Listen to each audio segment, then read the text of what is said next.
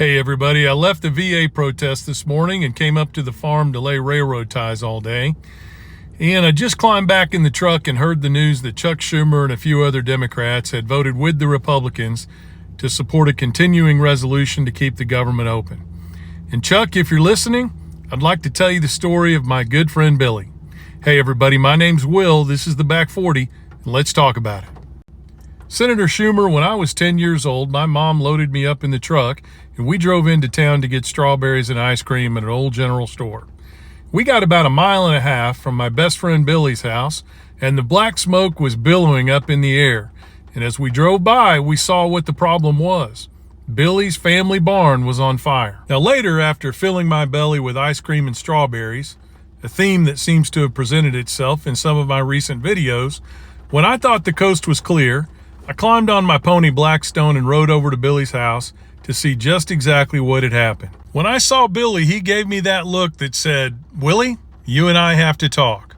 Sure enough, we went out into the backyard away from all of the adults, and Billy very quickly spilt the beans.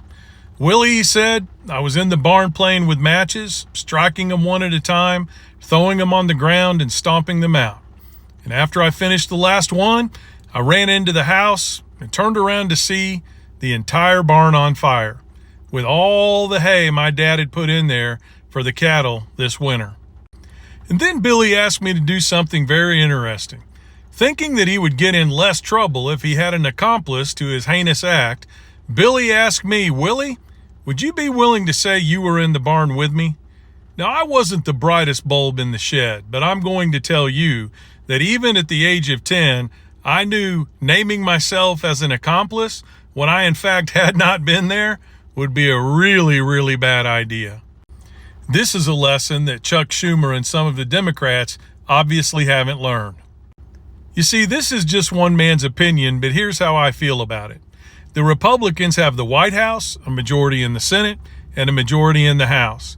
And they have absolutely barred the Democrats from participating in government in any way, shape, or form, other than to sit in committees and ineffectively argue their key points over and over again.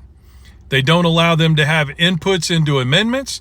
They don't offer any type of legislative input at all when bills are passed.